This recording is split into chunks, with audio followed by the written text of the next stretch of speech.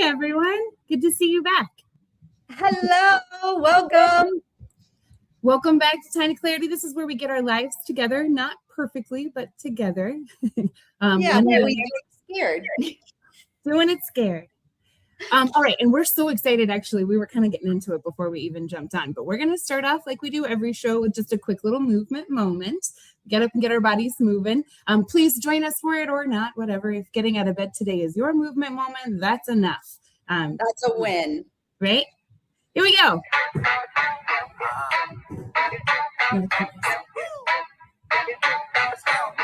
Yeah, I don't really do it, I dabble. Hey, too chill, way too casual. Whoa, going up, see no paddle. Nah, price going up, don't haggle. I'm a natural. I just know I ain't team, but this two and winning. Kick a little freestyle, but I ain't swimming. I was way too into that. We could keep going, I think. I was too. I'm like, let's just keep going. One of my favorite songs from Connor Price. It makes me think about my photography. I like to be like, I don't really do it. I just dabble. It's good. Just kidding. Welcome, guys. I'm Jen. I help people in their darkest times. I feel like at that beginning newborn time. And I'm Christina. Are you coming to me now? to you. And to you. I'm Christina, and I am your GenX Advisor, and I will advise you on adulting when your brain didn't get the manual. And then we talk about simple systems. We'll talk real talk, as we normally do. And we want to make sure that I'm helping you take one step, one intention, and one shift at a time. And today we're going to talk about what, Jen?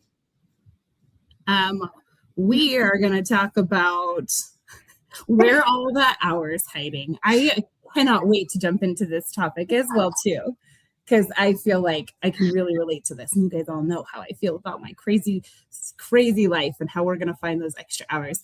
I love that I have you, Christina, and I love that we're sharing it with all of you guys in real time, too. Okay. I am, too. I'm so excited about the topic, too, because it brings up so much anxiety, overwhelming, all of those feelings. Even when you just said the topic, I was just like, yeah. Okay. Way to go. So last week, we talked about emotional overload, decision fatigue, and the things that adults carry quietly while still having to show up on the daily. Some taking away points we got that was functioning doesn't mean you're fine. Recovering is fine and it matters. People confuse functioning with coping. Yes. Okay, so this week, moving in, let's start with our good news segment for our wins for this week. Why do I always feel like my win should be like, I'm still here? Like it may well be. Count it. Right? I feel like a busy, tough week, and we made it through. And I honestly felt like I got most of my checklist items done on the daily. So I thought it was a great week in the end. And I'm exceptionally hyper and excited today. How about you? What about your week wins? My week wins. Well, I am almost done editing my book. Which one, Christina? Because I accidentally wrote another one. Oh my God. Written another one, and we're so excited. I can't wait. God. Anyways, it just hit me like a ton of bricks, and I just had to get it out. And my dog thinks I'm crazy. That's what happens with good books, and I can't wait to read it. Right?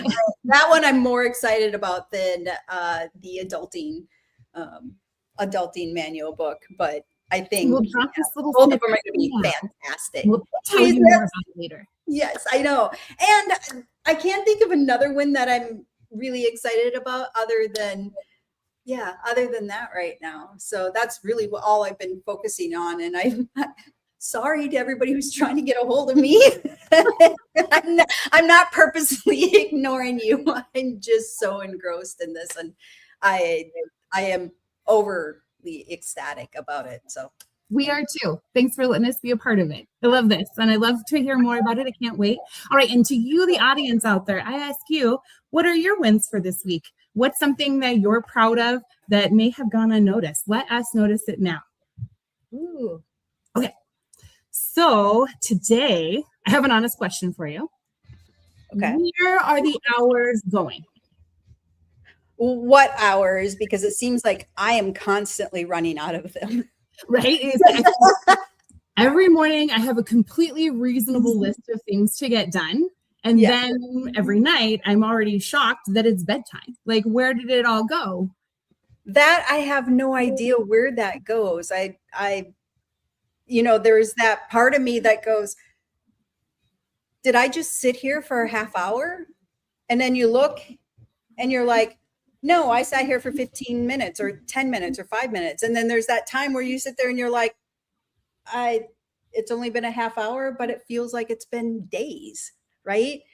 And I think it's just how busy you are and that boredom. I think sometimes time just slips away, doesn't it? Yeah, which kind of leads me to this point, because I feel like I have a perfectly reasonable list and then something comes up and fucks the time that's supposed to be there. So let's start this conversation with what you think a time suckers is.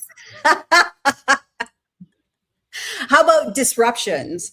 And that's why I've been putting my phone on silent during the days, because I need to be in the flow, and I feel it. And when I feel it, I need to be in the flow. So when things come in and are disrupting you throughout your day, whether you're at work or at your paycheck job, or if you're like cleaning the house, that part, you can get disrupted or get interruptions from the kids, a phone call, anything that is going to distract you is an interruption.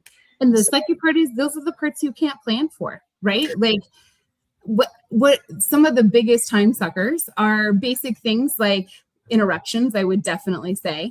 But what I felt last week as like my biggest time sucker, and you guys kind of all saw me go through it here too, is that my baby girl hurt her arm and I fell into a depression, not just a sadness. I had to like overcome this incredibly overwhelming feeling that had me paralyzed, right? But like, you don't get that time to slow down, and that's a time sucker in itself, because then that 7 minutes of like standing in the hallway not trying to cry, you lost 7 minutes writing a book that you promised yourself you were going to do. You know what I mean?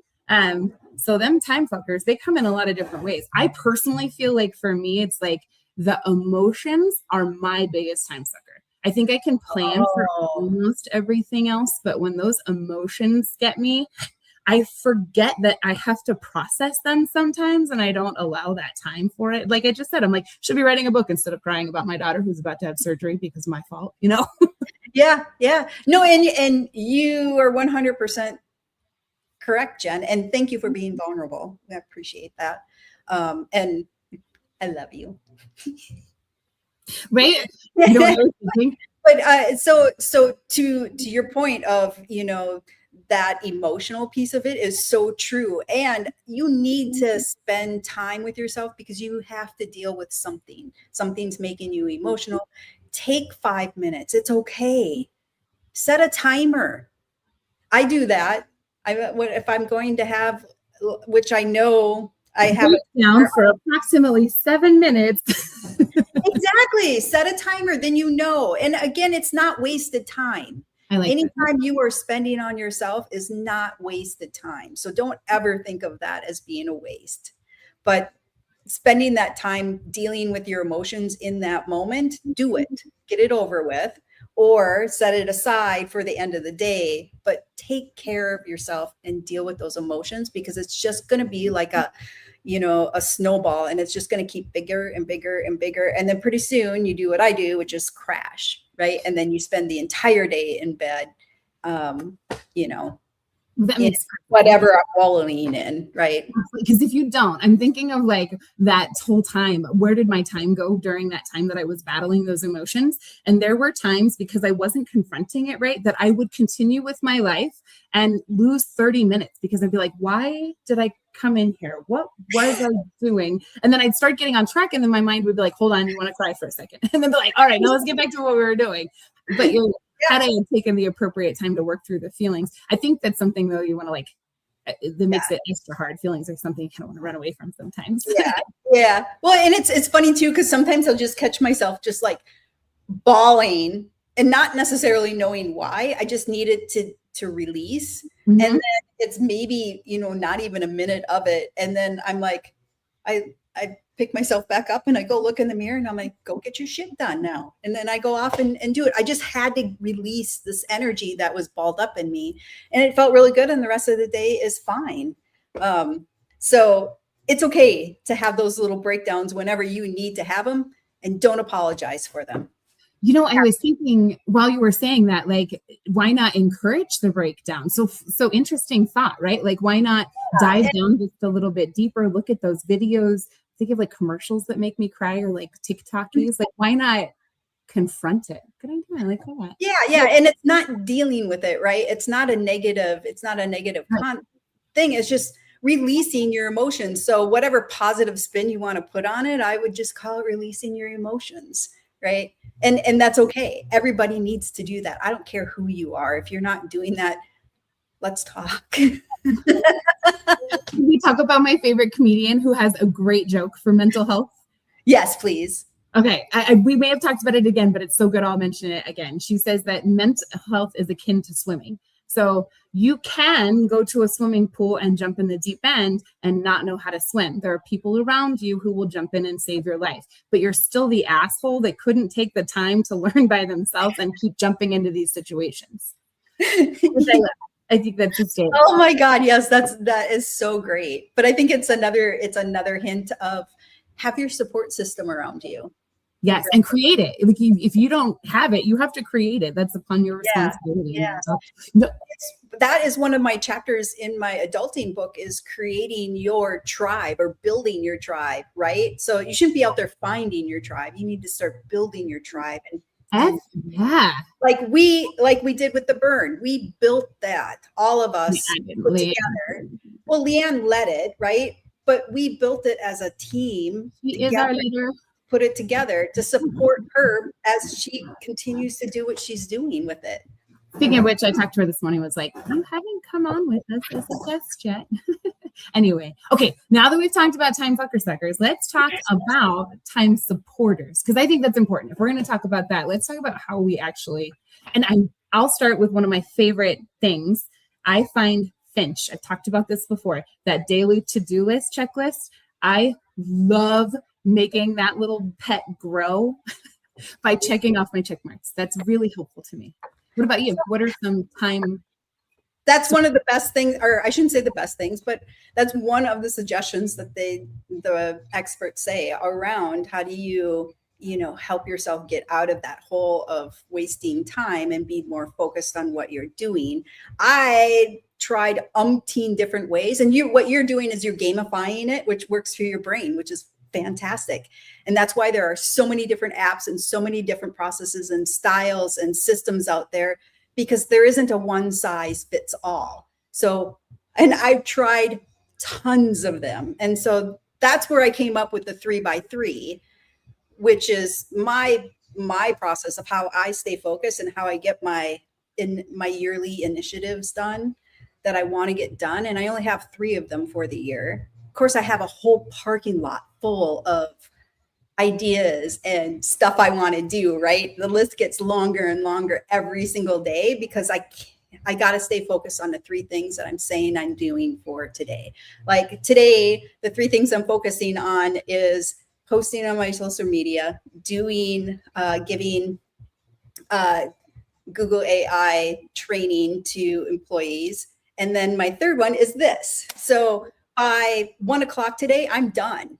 So I can either take something that I have set aside for tomorrow, or what I'm going to do tomorrow, and pull it forward, or I can just celebrate that I got those 3 things done for today. I won't get to work on my book. That's probably what I will do in the afternoon. But yeah, it wasn't for today. So really, that's something that really resonates with me, because I'm the type that I don't really eat an elephant.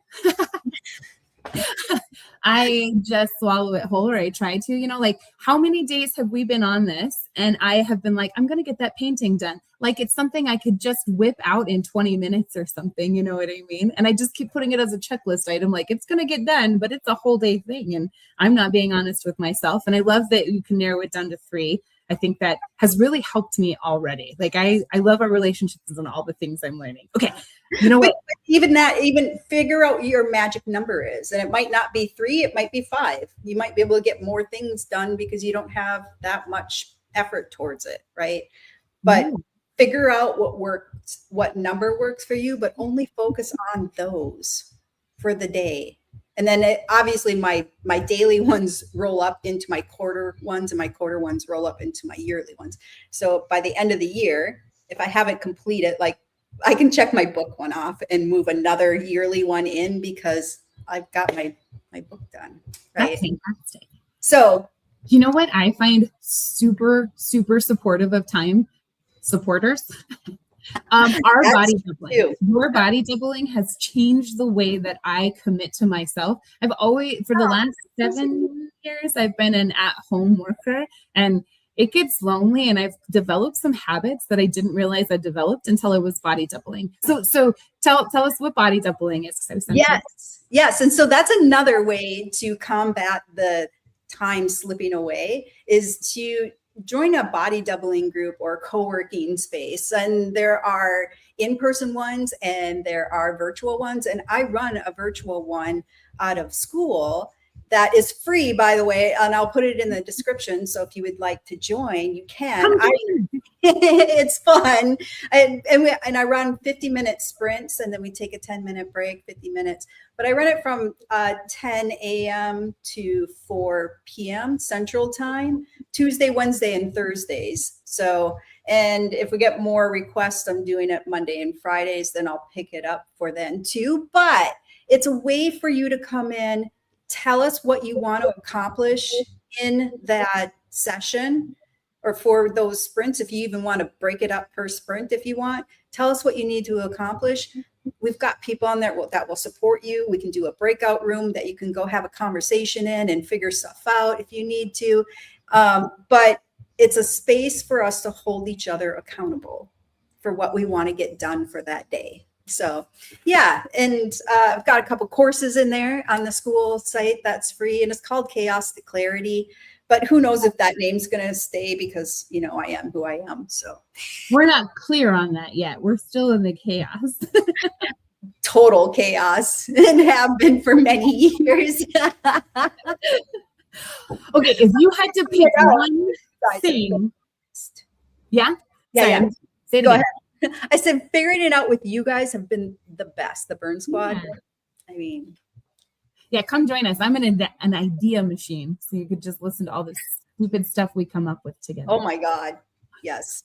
That's to say, I'm a problem solver, so we'll solve whatever problem you have. Whatever it is. With like 10 million different suggestions on how to solve it. That's my forte.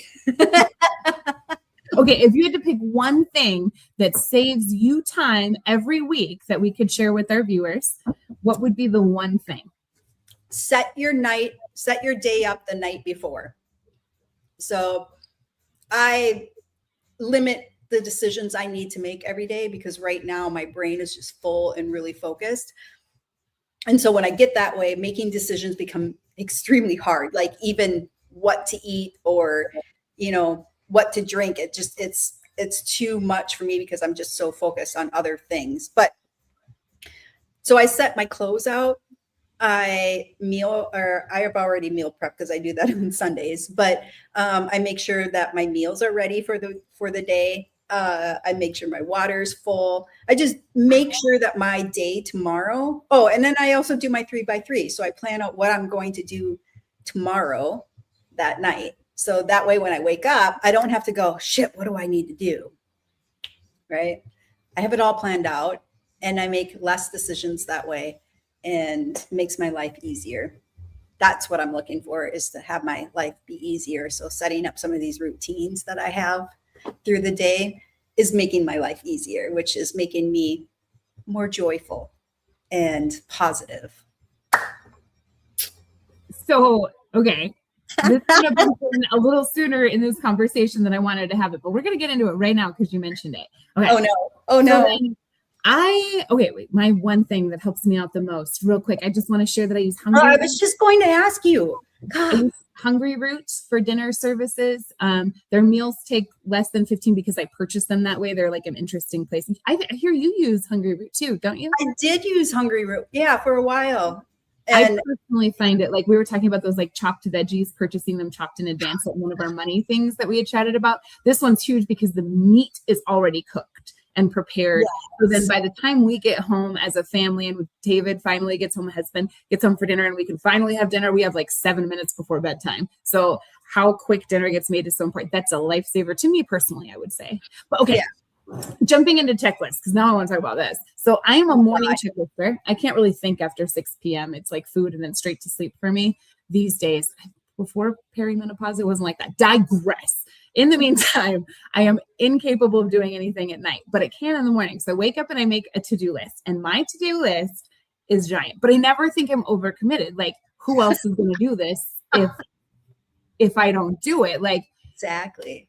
Am I just? Do you think I'm just like wildly optimistic and, you know, every version of me, I think there's like a different person, like a different version of me. And then by the time the day unfolds, it's a completely different version of me by night. You know? I laugh because I totally relate to that too. It's, oh my God. Yeah. I get it 100%. It's something that I do too. But what's the question? Right? Right. Am I too optimistic? Am I putting too much stuff on my plate? You know what? I hear you saying some things about the 3x3 too, how that could be helpful. You know, yes, because I have a place for everything, right? So that overwhelming feeling of I want to do everything, being so optimistic of, I look at my list gets longer and longer and longer. And I'm like, hell yeah, I could do all that shit. I just need time to focus on it. Right. I only had a weekend. Exactly. And then I'm thinking, okay, so I need to start this. It's like doing laundry. I need to do laundry. I need to do dishes. I need to eat. I need to, edit my book. I need to do this and this. And I'm doing it all at once because I got to wait. This one's got to sit and wait. Okay. I can't just sit there and do this. But I like the idea of physically putting it in the parking lot because then it still exists and it's on the list. It's just not something that tomorrow when you don't finish a 60 by 40 painting, you're not hurting yourself for the thought of not doing it. Right. Like, well, again, when you're doing that artistic, you got to wait for that feeling to come. Oh, so stop putting that pressure on yourself that you have to have it done by a date, because who knows when that feeling's going to come, and it will come, and then you'll finish your painting and then poof. I love how you're always like the logical side of my brain. Okay. So this is a fun one too. Swaying back to, all right. So I know for me, it's my digital checklist and you use Post-it notes and parking lots and writing it. So let's open up the discussion. One of my favorites to have. Is technology helping? Oh gosh. Or hurting in this loss of hours? Oh my gosh. Well, you've got the doom scrolling. So that's definitely not helping. This is all my opinion, of course. Sometimes here, like I'm going to fight with you on everything. I feel like, okay. Because hear me out. As we are content creators, yes, we are. Part of that creativity, and it could be even if you're not a content creator. When I am doom scrolling, I feel like I'm enriching my life faster than I ever have been able to. Right? Like I'm not watching a show that plays out for 30 minutes that has a banger of an ending line story. I'm seeing that in 30 seconds. And then I get to move on to the next banger lesson learned, you know? And so I allow myself to do research, and that's what I call it when I'm looking on my phone or when I'm scrolling social media, is I'm doing research. I'm looking to see what videos are out there, what's going on, blah, blah, blah, blah. Give me, following the Instagram CEO so I can figure out what the heck to do, that type of stuff. But then there's just the doom scrolling. I'm just scrolling for entertainment or to avoid doing whatever you need to do. That's where you want to avoid that scrolling. I only allow myself an hour to do that a day. Okay. And then another point then, technology has so many things built into it now to help you control yourself. So if you wanted to turn off your YouTube after a certain amount of scrolling time, you have the capabilities within your phone. So correct. It can help you with that too. Exactly. But and like you use the app to help you, grow your little, what do you have? A little bird that you grow? Mm-hmm. It's a little bird that lives in a little nest. Because it's a finch bird. Get it? Finch bird. And so, that helps too with technology. I do both. I do the Post-it notes because I have to have it visual for me, but I also keep track of all the stuff in a Google Sheets that I put together. So, it's not, for me, it's not just analytical. It's digital too. And I am such a tech nerd and have been since, early childhood. Yeah. You were on the brink of technology. Oh my God. For all, honestly, your experience is impressive. If you ever wonder like what Christina can do, it's like the Pythagorean, it's like the number pi. It just keeps going on and on and on and on. I love learning. I'm sorry. I'm such a geek and I love it. It's so much fun. And every day I learn something new and it keeps me going and it feels good. That's what makes me feel good. Anyways, so I use technology, in a growth manner, not in a I'm avoiding something manner, if that makes sense. Yeah. Okay. So because like I'm going to say that I'm super into technology. I think it's incredibly helpful.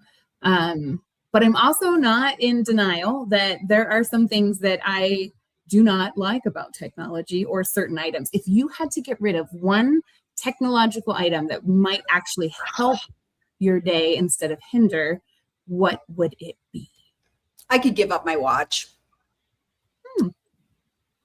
I have a little bit of claustrophobia. Could never wear a bracelet or a watch. I would just die. Like, oh. It's the only thing I wear. I mean, I have all kinds of jewelry, but I always forget to put it on. But is it bothersome? Do you feel like without your watch, your life would go smoother in the means of like it doesn't interrupt as much? Is there a reason why that would be the technology that you could live without? I think it's the matter of I've got other watches I can wear, so the time is really all I use it for, and I don't even look at the whatchamacallits that come up. The other thing that I would miss it is when I go for a walk, is tracking, but then I would have my phone on me and that will track it too. So it's not like I need my watch to live, although I do like that it tracks my sleep and all the other fun stuff too. So, but do I really? Mine's a little raw. I want to throw out my working computer for photography editing. It's not my computer is the problem. It's the software. From Adobe. But I have techno rage like you would not even like. It's so frustrating. I can edit 5 images at a time, and then I have to restart my computer every time, even when I cache the memory. It's the software. But were you gonna try a different software? I'll look into it. Anybody knows about Imagine? It's an AI forward software, and so with newborn photography, I'm really apprehensive to do AI. I'll share this disgusting thing. Anytime I use AI in newborn photography, it always wants to make new baby parts. Like babies don't have AI. You don't have to put that in her arm fold. Or a hand by the foot. And you can't unsee that stuff, Christina. I don't know that I want to see it. I don't even know that I want to try. I'll look into it. But truth, that's the one that I would throw out because that's good. Whenever we talk, I think I like to take a moment to talk about the Burn Squad collectively, because I think a part of being Burn Squad has changed my life dramatically. I think whenever I think the way I do out loud, I hear Burn Squad in the back of my head.